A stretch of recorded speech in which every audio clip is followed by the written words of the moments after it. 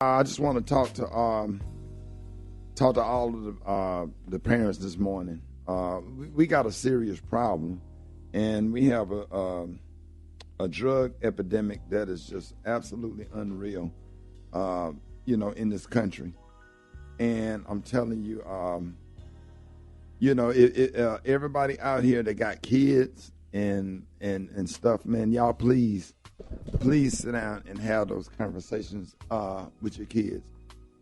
As a child growing up in the projects, man, I've seen a whole lot of stuff. I've seen drugs and how drugs has affected my family and affected me. To be 6 years old, sitting there on the 7 years old, sitting there on the front row with your dad in that casket, it changed my childhood because I just remember all the Little League football games and stuff when everybody else's dad was there except mine. But, I had my granddad. My granddad was there, so I'm not going to say that I didn't have anybody. My grandfather stepped up to the plate and completely raised me.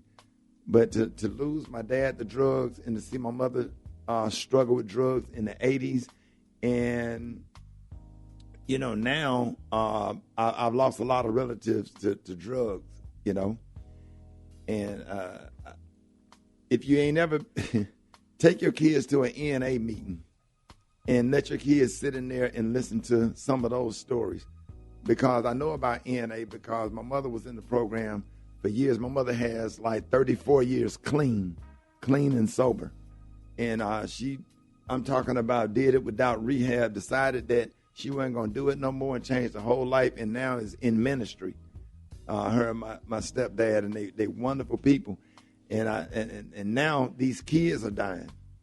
Oh, yeah. And God forgive me, my pastor, I had to sit there in the front seat of my pastor's car while everybody go into church. My pastor, Kevin Bryant at Faith Walkers, while everybody go in that church at his daughter's funeral. And then I took my niece, Micah, to the Bahamas, and we went to the Bahamas one weekend, and I got all these videos of us out there on the boat, sitting on the beach, having a good time, and one fentanyl pill, she was dead.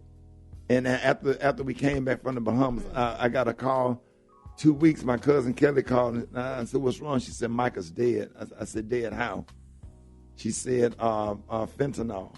And these people out here selling these pills. And I lost a wonderful nephew, that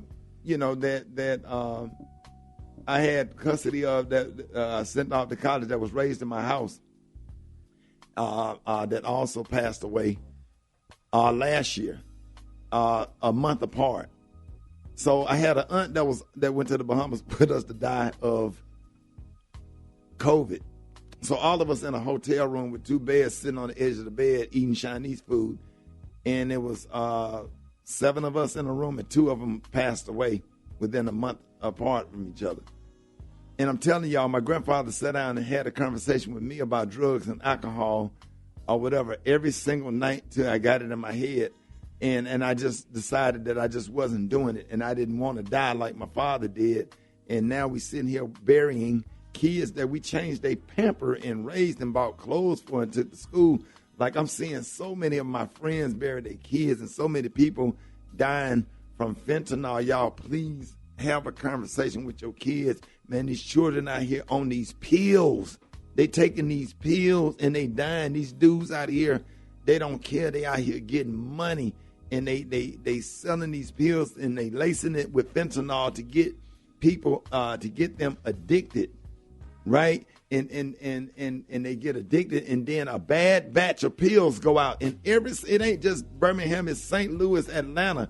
I can't tell you how many. Yeah, it's all across the country. You want to hear some numbers on that? Yeah. Okay, so what they're saying is, and this is from 2019 to 2020 and 2021, that the overdose mortality rate of adolescents 14 to 18 years old rose by 94%. 94%. And it's saying that it's not that more kids are using drugs, but the drugs that they are using, the pills that they're taking, are more lethal. So we went from 492 adolescent overdose deaths in 2019 to over 1,146 in 2021.